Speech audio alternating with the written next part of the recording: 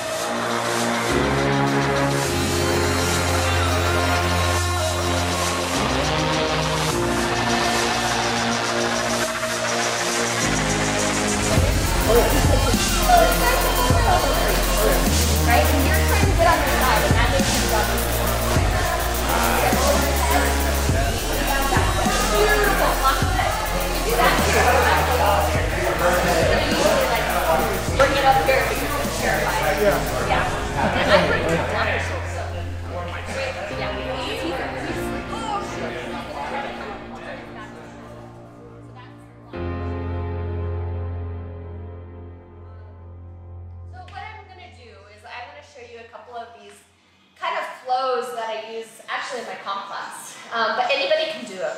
And the reason I'm going to show them this way, rather than kind of showing you 5 of my best passes or 5 of my best back takes, is I firmly believe in everybody kind of following their own journey and using their own techniques. But the most crucial aspect, especially for me as a Jiu-Jitsu practitioner, is being able to connect everything and realize that all of these techniques don't exist in a vacuum, right? They connect with other techniques. And so I'm going to show you a couple of my favorite kind of flows from a guard pass all the way to a back take, and show a couple of finishes. But you can also, do your own finishes, whatever works best for you.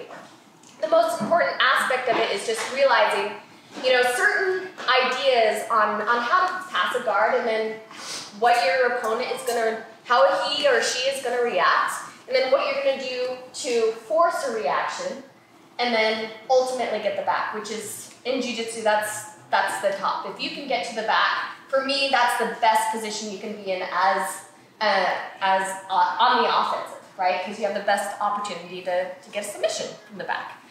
So what we're going to do is, Seth, my beautiful Yuki here, is I'm going to show my first basic kind of guard passes from Openguard. The match has already started, maybe somebody sat down and I disengaged.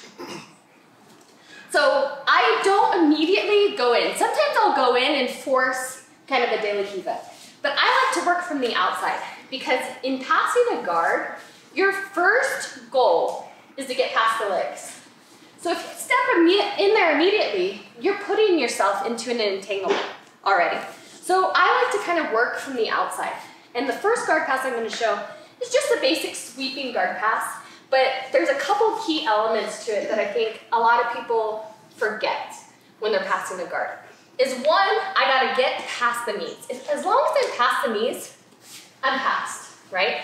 A lot of people focus on passing the leg and trying to get all the way over here. I'm just passing the knees.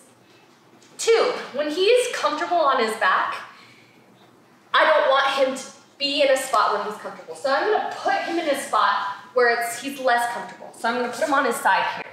So all I do is I step in, I come in, again, be wary of what you're giving him. When I come in, I keep my elbows tucked, I don't reach. So I come in just a little bit, I'm putting one hand on the hip, one hand on the knee, and I'm facing him towards the mat, right here. I'm putting a lot of weight on him. So what that does is any amount of weight that's into him, and it's off the mat, and it limits his movement. So I'm coming in, I'm putting weight on him, and the fingers on the leg that I'm putting onto the mat are gonna curl over his knee, just like this. You don't want your legs to be too far in. The reason being, there's two reasons. I'm putting a lot more weight onto my body. I'm loading my own legs rather than loading him.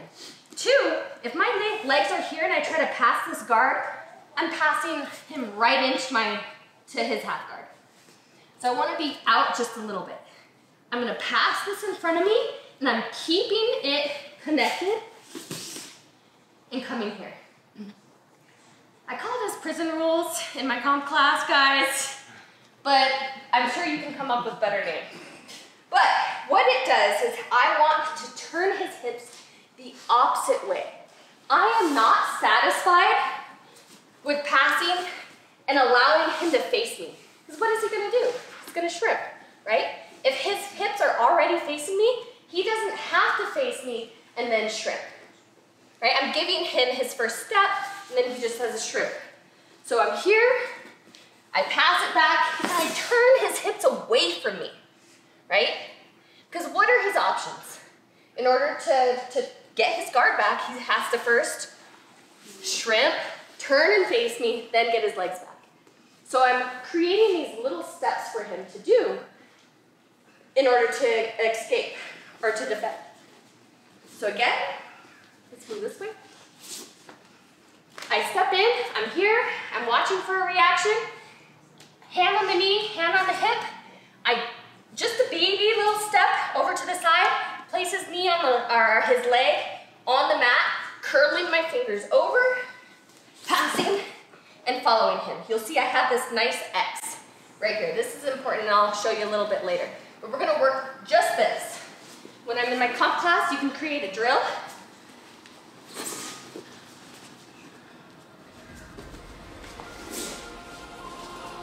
And that's what it looks like just as a drill.